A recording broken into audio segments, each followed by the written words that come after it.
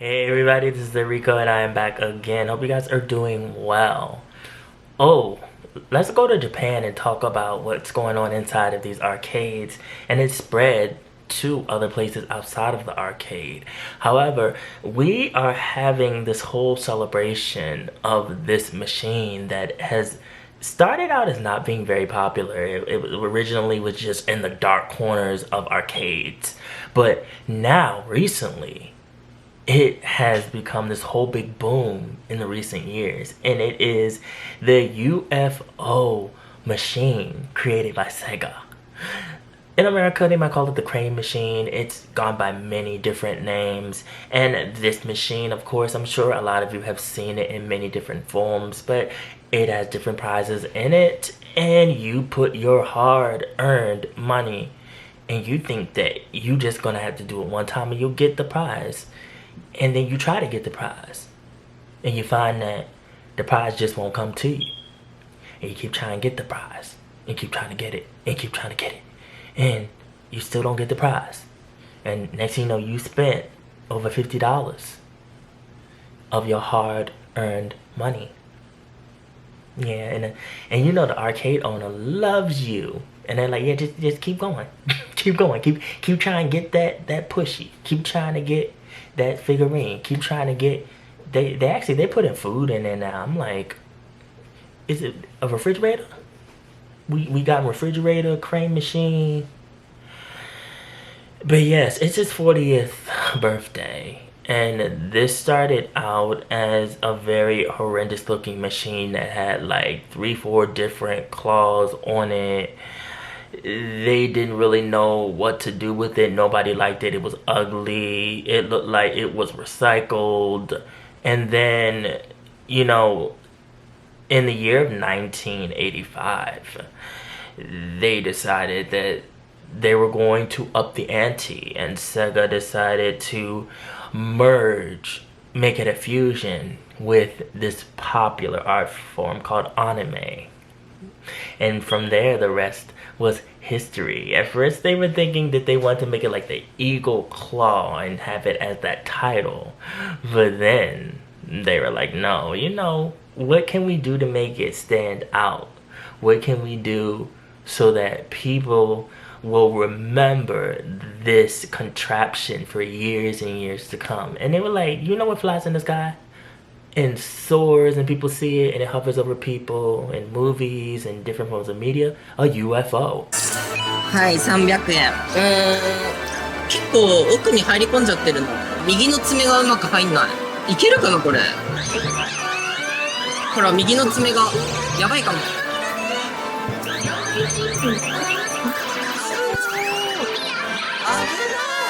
右の爪入ってないからマジで危なかった。ゲットしイエーイ。どうぞ。ありがとう。プーさんも行こうかな。よし、プーさんも行こう。300円。これはいけるでしょ。あれこれはいけるでしょ。一応奥の爪で背中を引っ掛けるイメージでいきます。いいねいいね。狙い通り。怖い怖い。So they were like, the UFO catcher, let's go with that.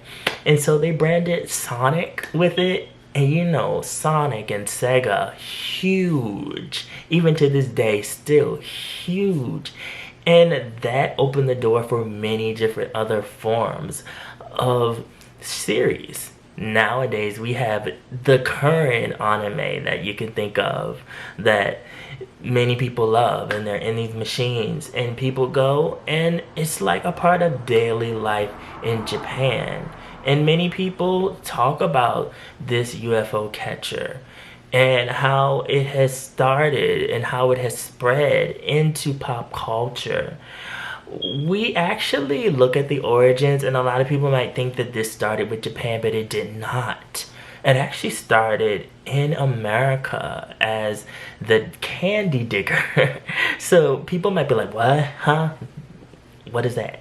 So like, you know the digger that construction workers use to like dig into the ground? So they had something like that in a machine, and where the people would go and they would get candy, and the candy would come out of the slot. So that kind of evolved into what we have today, which is this UFO catcher. And I see this and I'm just like, I'm not putting my money in that. I'm gonna be honest with you, I've never been a huge fan. I've always seen it as a big money pit, but I do like watching people do it. I do like watching people trying to win something for me, but I've never tried to put my money in that because I was like, I know I'm not gonna be good at it. I've only tried it in video games itself. Like, it's been in video games that I played where you have to do it for like a little side mission, and I've done that, and I'm like, okay, you know, this is cute. I still would not do it in real life. People are so invested that they even have some that are like professionals that try to teach you how to use this machine. So it started out with the joystick, which I'm just like, hand cramps, ow. And then they moved on to just having like the pad and the touch screen. All right. And so people go and they try to hand at winning a figurine, an anime figurine. They have, like I said, stuffed animals. There's so many things, and the arcade will put whatever's popular in there. And Sega nowadays, they just kind of allow the establishment to do what they want to do with it, whether it is to have figurines in it, to have stuffed animals in it, to have whatever aligns with what is popular at the time, and people flock to it. But you will see these professionals and they're like, okay, you got to do it this way and do it like this and use this to move it, to knock it down into the slot or knock it to the certain point in the machine and then knock it down or go down in the slot. And it's cute to watch. I think it's very cute to watch. I think it's interesting just because it is a part of game culture. However, if we really, really, really want to talk about it, those machines are rigged. I think a lot of you all figured that out, but a lot of them are rigged. So what they do is they make it so that you put in as much money as possible, and then when you've put in enough money that they feel like it reaches the cap, what they do is they'll make it so that the claw will just automatically go and pick whatever you've been trying to get. That's what they do. That is the game. I always wondered if people figured this out. I used to watch people do it and I'm like, you're not gonna get that in the first couple of tries. You know why? Because it's rigged. They're rigging it. I will see people almost bust a vein in their forehead trying to get a figurine. And I'm just like, I save myself the headache and the heartache and falling out on the floor and just go and just spend the $25 on the figurine. Unlike some of those figurines you see, you can get that at a store for $25. I mean, the cheapest you probably can get an anime figurine. Just pay the $25. But you know, some people like the challenge. They like trying to get it for free. They like throwing their money into the money pit and trying to get it, and they think it's fun. I think that it's something that is a gamble. And I do think that it's kind of like gambling, and it's a drug, and it's addicting to a lot of people. And people don't realize that's what it is. Even though it is, you get a rush from going again and again and again and trying to get this certain item that you wanted. And then you finally get it, and it's like, oh, you know, it's like an orgasm in a way. It's like when it finally drops, and it's like, ah.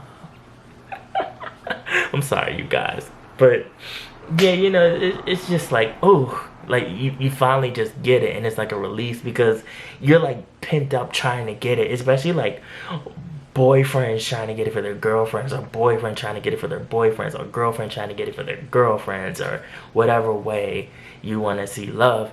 It's like just watching that too, like a lot of us think that that's adorable, think that it's attractive to like see somebody like trying so hard to get it, and it's like, just put a few more dollars in. You get it eventually, because a lot of that stuff is rigged. A lot of those festival games, a lot of them games at amusement parks, a lot of that stuff is rigged. They want you to keep playing over and over and over again, and if you do somehow get lucky, they do get upset, because it's like, if you like get it right the first time without trying and having multiple tries, they do get upset. They don't like it, and they don't want you to do well the first time and get like the ultimate prize. They get mad. They're like, no, like something is not right. This cannot be real life, because like we had this all rigged up and you're supposed to spend some money. So yeah, I think that this UFO machine is a cute part of Japanese culture. I've always thought that it was a cute part of arcade and game culture as well. I do like how it's merged with the anime pop culture, and how it has allowed anime to become more popular and more globalized, and it's allowed people to have a rush inside of doing a challenge, even though it's not really a challenge. It's really not really a challenge. I'm still stuck on the machine with the fruit in it. Where did that come from? And is it refrigerated? Because I saw one where they had like a machine where you could get fresh fruits. I'm like, what's next? Hamburgers? Hot dogs? Pizza? How would that work? That would be messy. How would that work? That's what I want to know. I want to know, how would that work? I want to try the fruit. So I need to go and have somebody to go and do this machine and get me like an apple or a pineapple or some grapes or some traditional Japanese fruit so I can try it. I want it to be juicy, cold, and just amazing. It is what it is.